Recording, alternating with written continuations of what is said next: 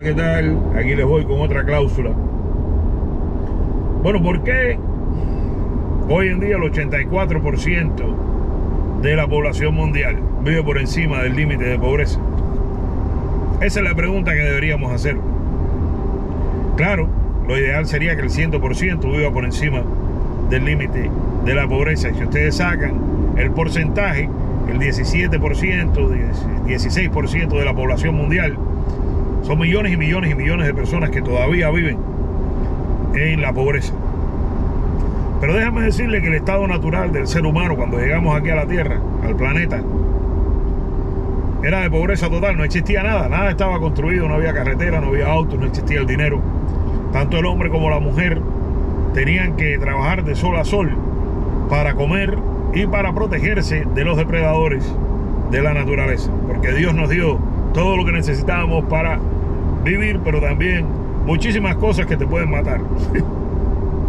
Entonces, hasta finales del siglo XIX, señores, el 97% de la población mundial, si no eras un noble, hijo de un emperador o un rey, vivías por debajo de lo que hoy se considera el nivel de pobreza absoluta.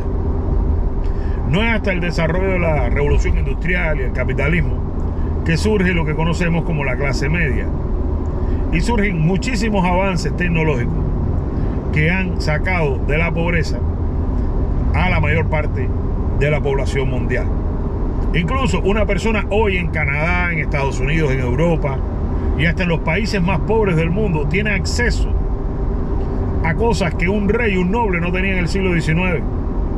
Hoy una persona en asistencia social en un país ni siquiera tan desarrollado tiene agua corriente, acueducto, tiene electricidad, tiene agua caliente, tiene aire acondicionado y calefacción. En muchos casos no es algo extraño ver que la persona tenga un automóvil, puede montar en un avión, en un autobús, en un tren. Van a un supermercado donde compran la comida sin tener que sembrarla. Imagínense ustedes cuánto hemos avanzado en aproximadamente un siglo y medio, diría yo. Y bueno, ¿cómo se creó esta riqueza? ¿Cómo surge la riqueza? La gente me dice, no, porque si el trabajador o el capitalista, ¿quién es más importante, el huevo o la gallina? Bueno, todo eso es gracias al capitalismo, señores. El capitalismo, como no es perfecto y se puede seguir mejorando y está muy lejos de serlo, en dependencia de dónde se aplique, la cultura, la idiosincrasia del país tiene más o menos defectos, funciona mejor o peor.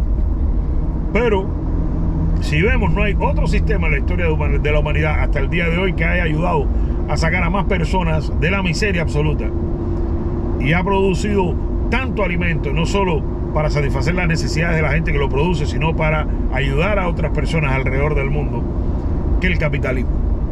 Los anticapitalistas, al señalarte un país pobre o con mucha miseria o desigualdad, no te hablan de los factores socio-psicológicos, idiosincráticos de las naciones que tienen mucho que ver con el nivel de desarrollo que alcancen. Corrupción, valores, lo que priorizan, no está bien ni mal, pero si tú priorizas un estilo de vida más calmado, más en armonía con la naturaleza, a lo mejor no vas a tener el desarrollo tecnológico que tiene una sociedad que prioriza la parte industrial, la parte económica, la parte empresarial. Pero bueno, como yo les decía, en el siglo XIX, y piensen esto, a finales del siglo XIX, el 98% de la población mundial vivía con menos de lo que hoy la ONU considera el límite de pobreza.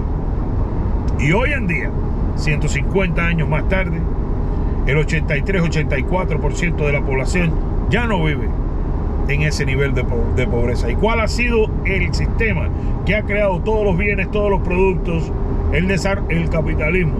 Gústete o no. Incluso los países socialistas hoy en día están desesperados por inversión capitalista. Necesitan del capitalismo. En mi país, en Cuba, todo lo que usa la gente para vivir, desde el jabón hasta la ropa, los equipos para moverse, todo es producido, importado de países capitalistas. China, para desarrollarse, tuvo que adoptar un modelo de desarrollo económico capitalista, invertir, traer, invitar a la inversión extranjera capitalista a su país. Fue como pudo salir del subdesarrollo. también Rusia, muchos otros países. Entonces, ¿cómo se crea? Aquí les tengo un ejemplo para mis amigos de Cuba. El Central Azucarero era un pedazo de tierra fértil donde no había nada, y llegó un capitalista, un empresario cubano, americano, de donde sea, español, y dijo: vamos a crear un central azucarero aquí, el Batey de Cuba. Lo creó un capitalista. Vienen los estudios cartográficos, tienes que emplear a una compañía de ingeniería civil, también de arquitectura. Después viene la parte de la construcción del central. Hay que crear carreteras, hay que crear caminos, hay que emplear compañías de soldadura, de construcción, para llevar a cabo todo el levantamiento del edificio del central. Hay que comprar toda la maquinaria que la produjo un obrero, la construyó un obrero en algún lugar del mundo en algún momento, y hay que buscar técnicos, ingenieros que pongan toda esa maquinaria donde tiene que ponerse. Y después que el capitalista, a lo mejor con la ayuda de un banco o juntando el dinero de varios inversores, crean ese central, esa belleza, ¿no?, digamos, de obra industrial, que va entonces a empezar a moler caña y crear el producto que es el azúcar. Pues hacen falta los trabajadores, y ahí entonces viene la gente con el dinero que se le paga y hacen casitas. En algunos casos hasta los dueños del central creaban cierta cantidad de viviendas para tener a ciertos trabajadores ahí, la vivienda de ellos. Entonces empieza a crearse una economía, la gente empieza a mudarse, la gente que trabaja en el central, y así se creaba el Batey, ¿se acuerdan? Pero al haber gente en el Batey donde no había nada, o lo que había era marabú. Marabú es un árbol lleno de espinas, ¿no? Aroma, le dicen en Cuba también. Entonces, aromal. ¿Qué pasa?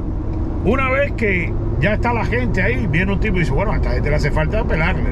Tienen que pelarse, y abre uno una barbería, el otro abre una carnicería, viene uno que abre un médico, otro abre una peletería, viene el otro y dice: vamos a abrir un círculo social aquí para que los trabajadores disfruten.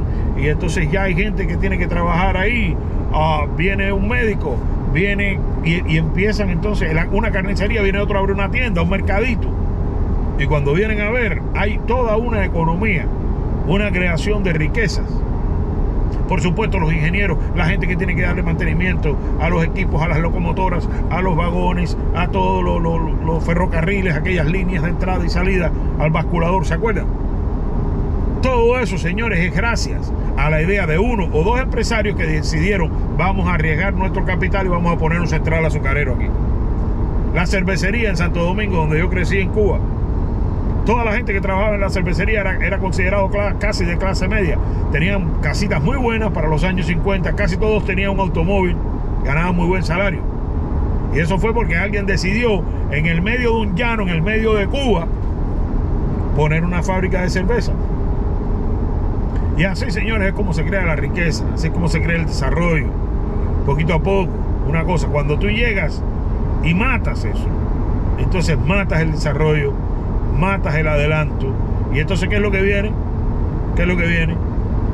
Que todo se vuelve obsoleto, todo deja de progresar, empiezan a canibalear un central para mantener al otro, hasta que hay que desbaratarlo. Mis vecinos de María Antonia y de muchos centrales en Cuba, que se quedaron prácticamente sin economía y sin trabajo. Entonces, esa es la importancia, vuelvo y repito, del capitalista, y la importancia del capitalismo en la historia de la humanidad hasta el día de hoy. Perfecto no es, defectuoso por supuesto que lo es, pero no ha existido otra sociedad en la cual se haya organizado el ser humano, que haya sacado más gente de la pobreza absoluta y haya aportado más a la tecnología mundial y al desarrollo tanto de medicamentos, de equipos de diagnósticos, al aumento de la esperanza de vida de los seres humanos en el planeta, que el capitalismo hasta el día de hoy. No existe otro. Así que, bueno, solo quería expresarles lo que sentía en cuanto a eso. Discúlpeme que estoy con la misma, es que estoy haciendo todas estas cápsulas en un solo viaje, porque no tengo tiempo. Cuando llegue a la casa tengo que ponerme a atender la casa, la familia, las cosas, el trabajo, los otros negocios por aquí o por acá, y entonces se me va el tiempo. Los quiero y bendiciones para todos.